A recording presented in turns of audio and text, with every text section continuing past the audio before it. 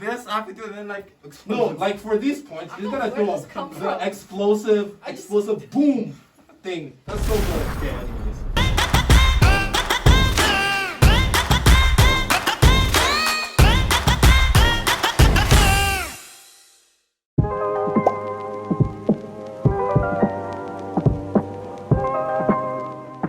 Hello everyone! Thank you for joining our video tonight. We're super sorry that you weren't able to get into the main room, but we will have a very special conversation for you guys about dating and relationships that you guys can take into your small groups after the video is over. And hopefully this will kind of spur up some questions or comments or conversations for you to have amongst friends and your small group leaders. But anyways, I guess before we get started, we'll just do a little introduction. So my name is Gracie. My name is Danica. I'm Junior. I'm a Fope. Cool. So we will kick it off very casual for right now. I am wondering, what is your guys' love language? I would Wow. start and say I love, like, look at that, wow. I love words. I love when people affirm me with words, and that is a gift to me. And I actually love words more than I love, like, valuable things. So if you tell me that I'm loved, that's better than a golden watch. Wow. It's crazy.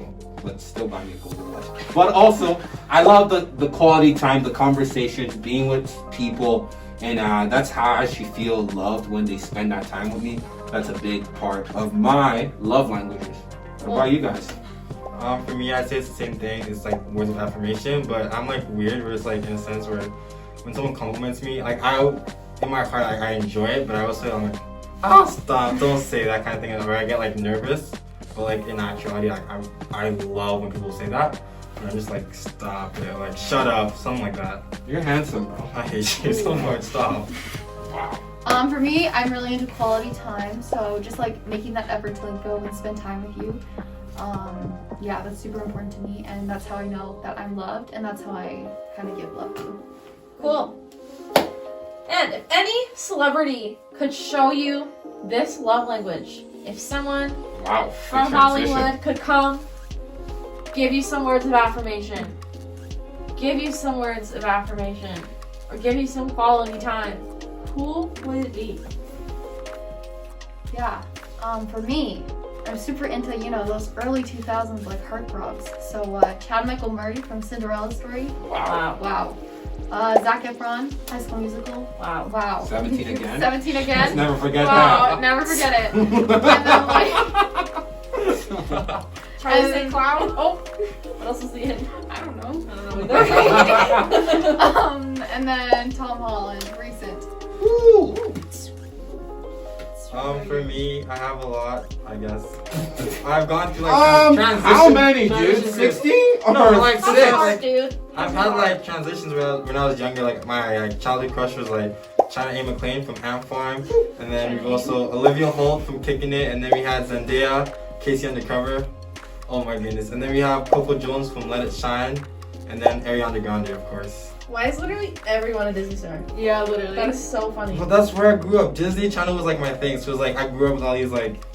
Family is Yeah. where it's at, bro. Family Channel. Let's Family go. Channel. Wait, you guys like Family Channel more than Disney? Yeah, That's where it's at. it is. For me, Sorry. I just want to give a quick disclaimer. I love my girlfriend, Emily Fortin. She is a gorgeous, amazing human being. Preach I would that. never trade her for anyone. I don't even have the ability to. She's Rubies. God.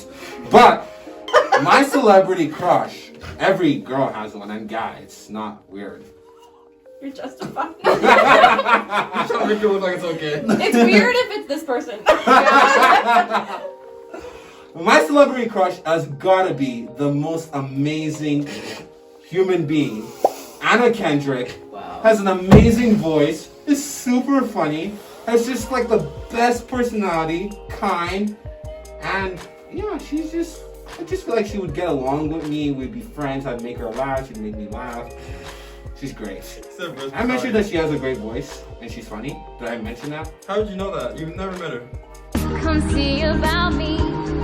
I don't think we are talking about the same. Anna Kendrick. Yeah. I don't think we voice. got the I don't same. think so. She's got a great When I'm voice. gone, when I'm gone. She sounds like you're that. gonna That's what miss she sounds me when like. I'm gone. You're gonna miss me when I'm gone. I can't even do it. She's just amazing. Anyways, Wow. Anna Kendrick. She's the girl from the Lay's She a woman of commercial. God, though. If you're watching this, come Yeah. to BP Youth Anna Kendrick, become a small group leader. Actually, no. Well, I mean, she's probably a Christian. I don't know. She woman of God. We don't know. We don't know. No one knows. But- I mean, maybe she does. I'll tell you this. You know who's a woman of God? Emily Fortin. Emily Fortin. Come on. Woman Wow. of God. She's Woman great. of God. A walk. And makes amazing hairstyles too. So Bro, Anna Kendrick could She did never. this hair. Could never. Wow. She does us all nice. Yeah, for real. Yeah. So yeah, God that's love me. her, man. All right. So, what are your relationship green lights or red flags? For me, I think that a green light is definitely like, he loves Jesus. He respects his family. He respects his friends. He respects those people around him, because at the end of the day, if they're not treating like the people around them well, how are they going to treat you? And I think that's super important. Another thing that I think is a major red light, ladies, gentlemen, anybody watching, this is something that I think is super important. Basically, like, in the world we live in today, I know that everyone's always on their phone, they're always snapping people, they're always texting people, all that type of stuff. But I don't think that gives you the license to go and talk to other people if you're already pursuing someone else. So I've seen it so many times with me and my friends and so many people where it's just we're literally talking to the same guy and we don't even know it, and I'm like, oh my gosh, he loves me, and my friend's like, wait, no, I'm in love with him. And I'm like, yeah, it's kind of messed up, but it's that's how it is. So I think that's a major red flag. So if someone is talking to multiple girls or they're talking to multiple boys, that's a major red flag, because they're definitely not respecting you in that situation, and that is something super important. A major red flag is if they're not respecting you, and yeah. Say good. a word. Yeah. Dang. I would even add and say that one of the green lights, and just even a disclaimer, where you're gonna hear diverse answers, and what we're trying to do is not give you a prescriptive, this is what you have to do. Yeah. But we're just sharing our experiences to help you guys know that when you're pursuing relationships, when you pursue it with the wisdom of God, making Jesus the focus, He's gonna call you to do unique things in your relationships, and that's okay, because we're all different. Yeah. Gracie's different from Junior, is different from me, and we're not saying you have to do things exactly like we're doing it. We're just saying that these are things that have worked for us in terms of how God was leading us. So I'm just saying, just to add to that, I would say for me, a major green light is how someone serves when someone when they don't know that they're being watched.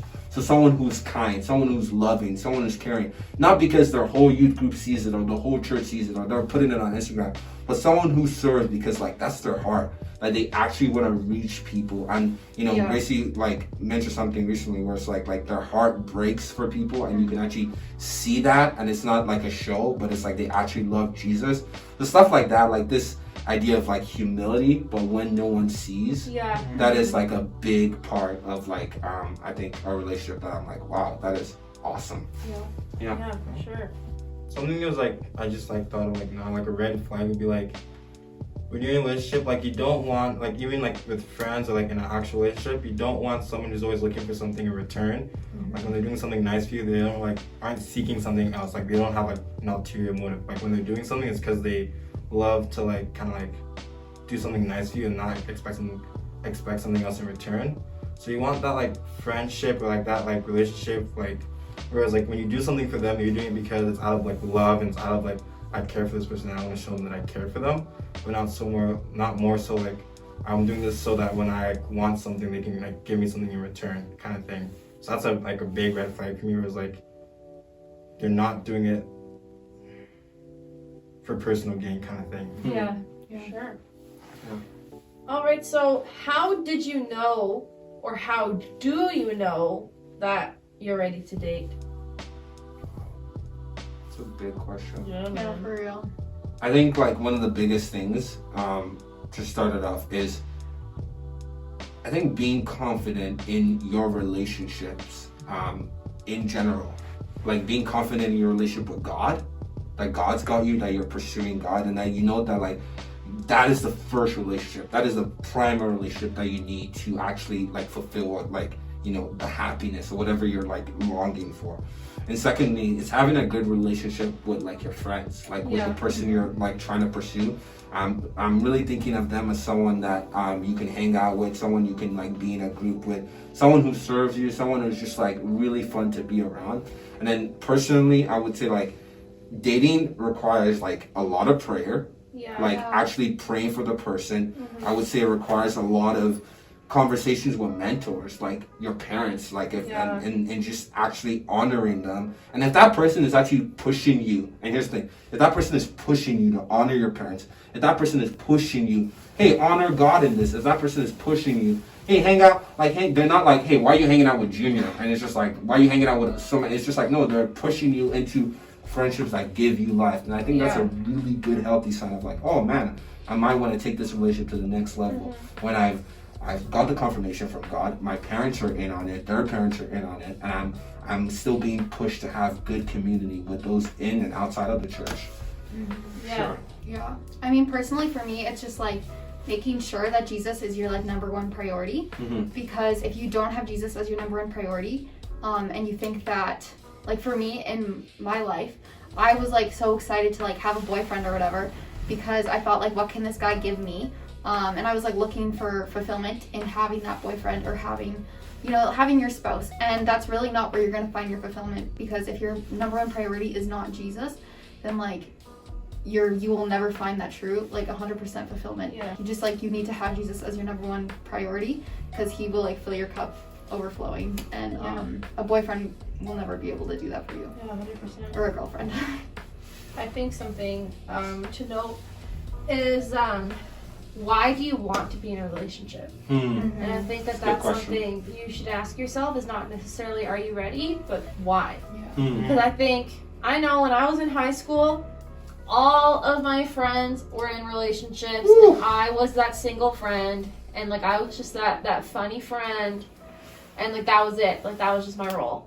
And I think it's just like after a while I just got so sick of it. And then if someone were to come along that show the slightest interest in me, I was like, you! Come here! And then it was just like, I was not ready, because why did I want to be in that relationship? Because my friends were. Because I wanted someone to tell me I was pretty. I wanted someone to give me a ride to school. I wanted someone to scrape my windshield off in the winter. Like, it's just like I wanted someone to be a couple with, but I didn't want a partner.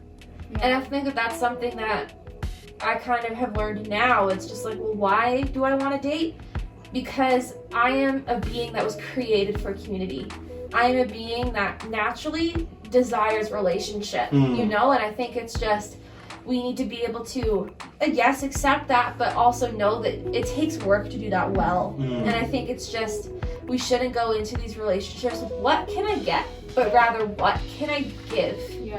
And I think it's just always important to keep in mind that you'll know you're ready when this relationship is good, because this will always affect this. Like if my relationship with God isn't in a good spot, I am not going to treat my partner well.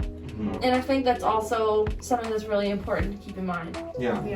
And just out of that, like if you're currently right now struggling to maintain friendships, and we're going to talk a little bit about boundaries. If you're like struggling with like, some of the stuff that you're letting into your mind about how to treat women, and I'm not even just talking about pornography, I know that's a big issue, but if you're watching things that kind of like objectify women or just kind of like lowers the standard for you, and if you're taking all that in, it's going to be hard for you to bring a relationship where someone is like depending on you and you're dependent on the person for support, where you don't actually view them like in the image that God views them. And you talked a little bit about that. But even like if you're not really good at maintaining friendships with like, good guy or good girlfriends like that push you to God, or even like non-Christian friends that kind of like, that you're able to influence well, then it's going to be really hard for you to maintain a deeper relationship. To like, in dating, like it's like that's going to be like a lot more responsibility. So like part of that is like knowing that like you can actually have good friendships with those around you, and those are actually healthy, and those are actually supporting, and you're actually supporting other people too. So I think that's like one thing that you like, that I thought about when you highlighted like the vertical relationship. Yeah. Because even the communal relationship is going to be really good for you to go deeper with that person. Yeah. That's good. Yeah. And then I think for me, how like I've been kind of preparing because I've never been in like in a serious relationship before, but like when I kind of like sort of knew that I was like like thinking about it was like my first thought was like, am I ready kind of thing, like you're actually like questioning your motives and like why you want to date, as like Gracie was saying, and then thinking about like how you want to pursue this kind of stuff and like how you want to go about it, and like is God the center of that kind of thing. So like you start thinking about all these things, and that's how you kind of like know like, hey, maybe my heart's in the right place for that. And then another thing is like I was watching this like sermon with a Phoebe one time, Andy Stanley. It was like a relationship thing where he was talking. It went through like a bunch of like when you make a list of like what you're looking for in like a partner, and then you kind of have to like think about like in a way where like, what I'm looking for is what this person's looking for in me, kind of thing. Where like you're making all these lists about, okay, I want this person to be loving and caring, and like like is a woman of God and is pursuing all that kind of stuff. Is that like how that person is gonna see me? Am I gonna come across like in that way? Right. And you want to make sure that yes, like the person you're looking for is like what you've kind of like shown in yourself, and like that's who you are too. Yeah. So like just think about like how like you portray yourself. You want to kind of like match that person in a sense. Mm-hmm. Yeah. And that's like what just reminds me of one huge red flag. It's like if you see someone like in your relationship with someone, or you want to get in a relationship with someone, they're like, man, I want a guy who's so kind. I want a girl who's so nice and great.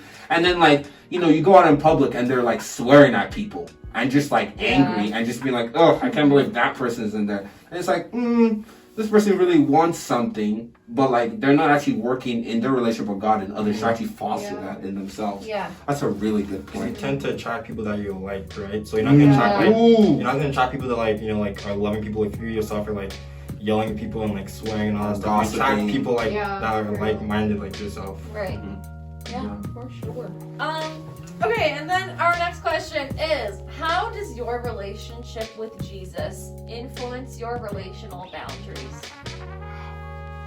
Well, I think for me,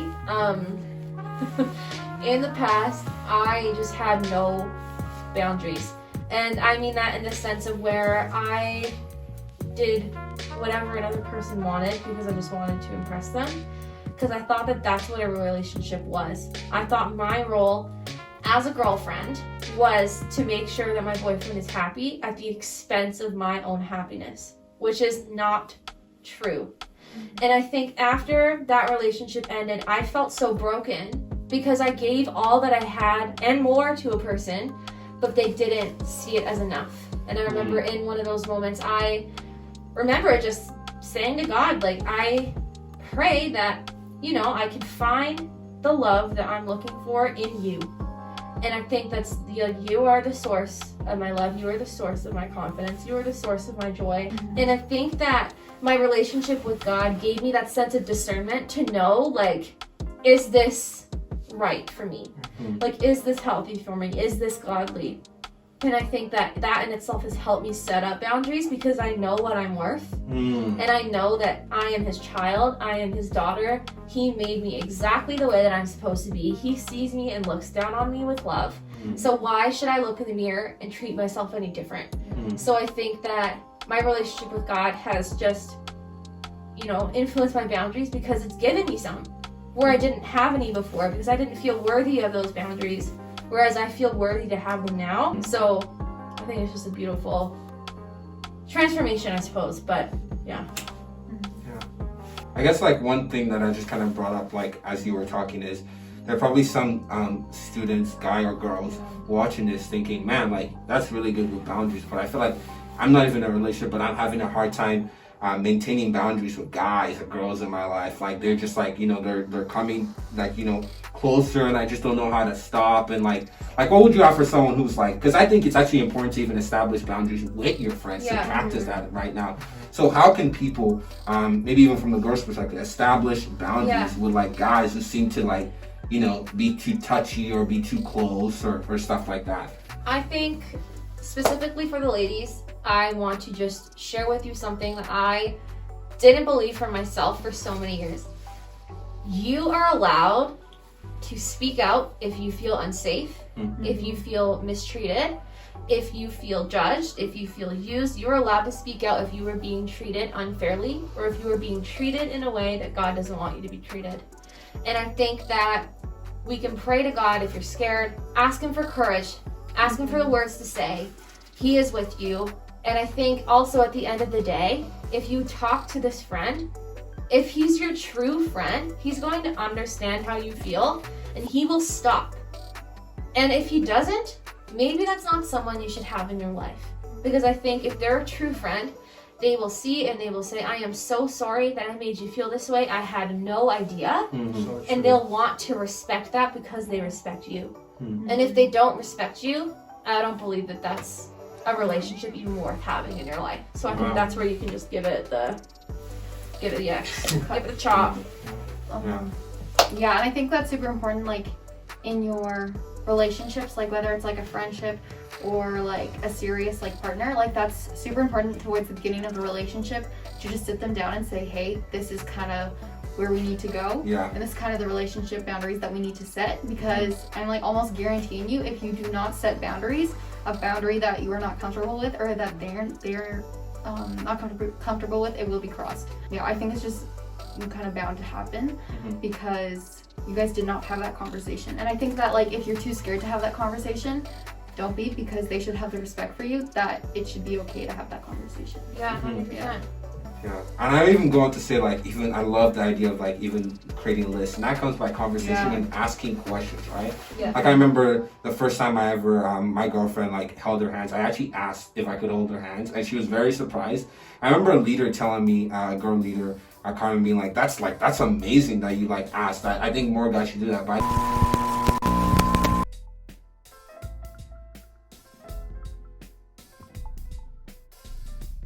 last question. What are some of you guys' awkward date rejection stories? Wow.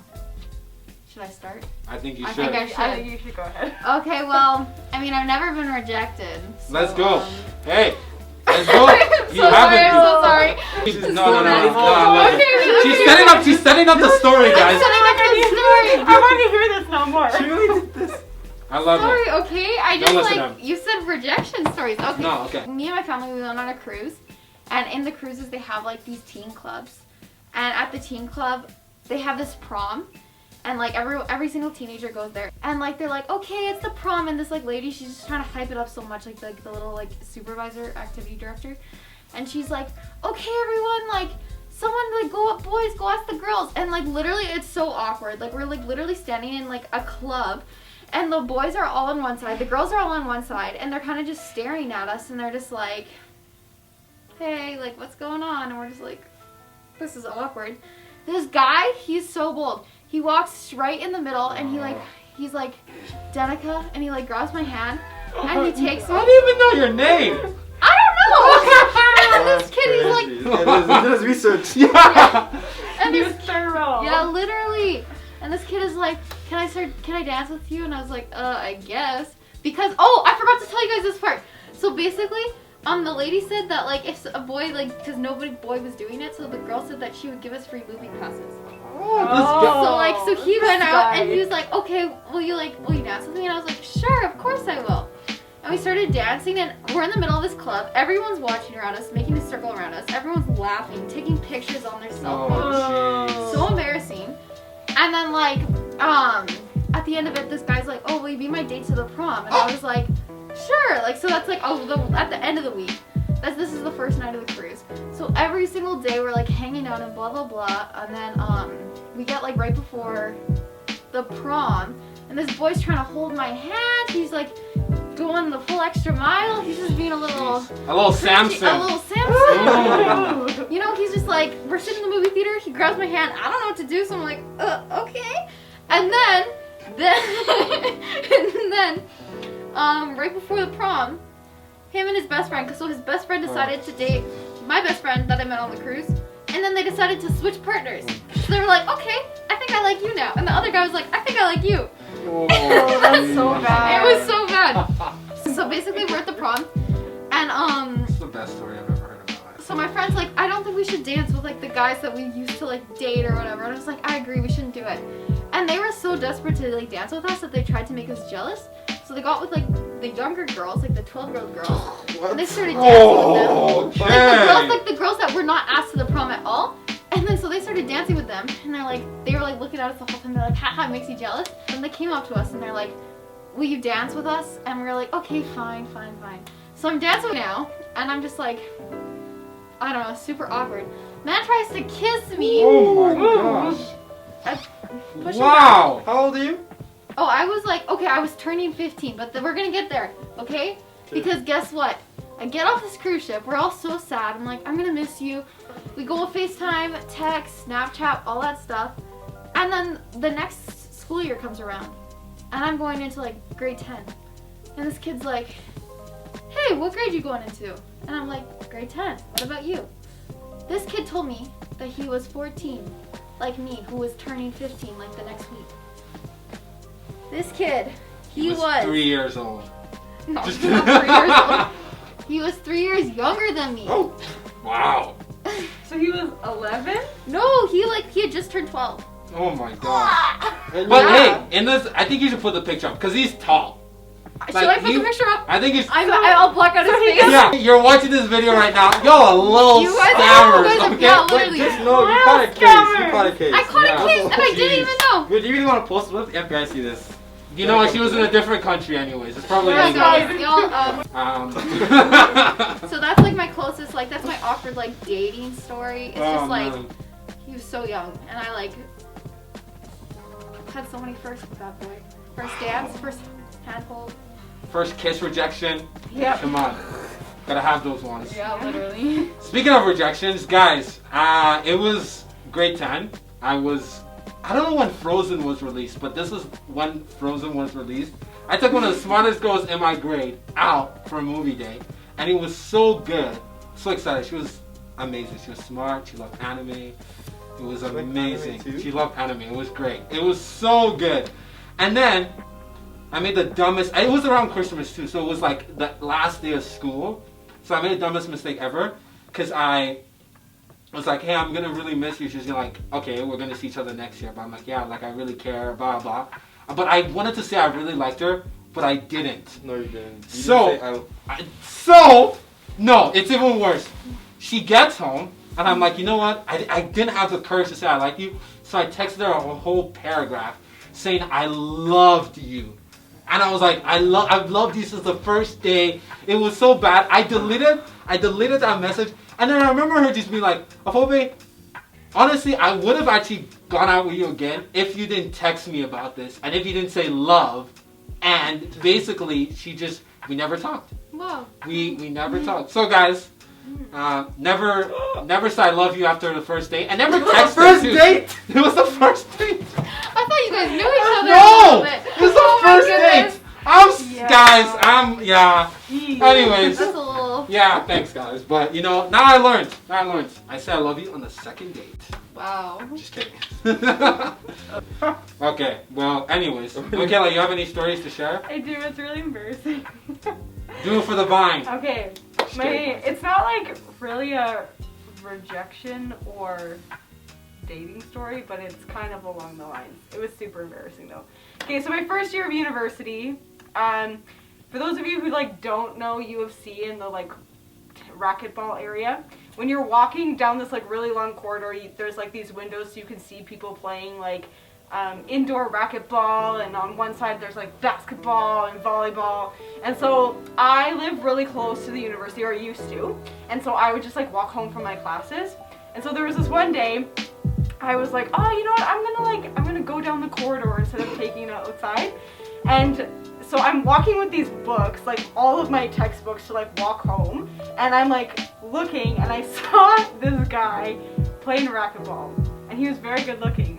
And so I literally just like walked and stared at this guy, and I stared and I stared and I stared, and I ran head first into a pillar. My gosh. Fell backwards, and my books went everywhere. And I look over, and the guys stopped playing racquetball and were staring at me, and I was like, oh my god, what do I do? And so I like quickly like grabbed all my stuff. There was like people walking behind me who were like, hey, like, are you okay? And I was like, oh my god, this is so embarrassing. I'm like beet red.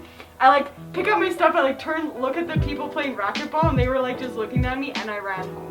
Oh, man. So that's my story. So And that's watch how where you you're transferred going. to MRU. That's why I I transferred to MRU. was like, she's from MRU. That's I right. ran head first, and they're That's like so these funny. giant pillars, like you can't miss them. But I was so preoccupied, like looking at this guy, this random good-looking guy playing racquetball, that I ran straight into the freaking huge pillar. So yeah, That's so fun. Good Good-looking story. racquetball guy. You've been wondering for years why that girl hit her head. Now you know. And unfortunately, And she's taken, married. yeah. So, could have had your chance. Anyways, guys, thank you guys so much for streaming in and watching this video. If you have a chance to, if you don't mind, going on the link in the bio and joining our Discord, then you can have more conversations with your small group, connect them with them more. We're so sorry that you couldn't make it for the live panel, but hopefully this video has blessed you. I know it's blessed a lot of us. Yeah. And hope you guys have an amazing rest of your day. Bye, guys. That was good.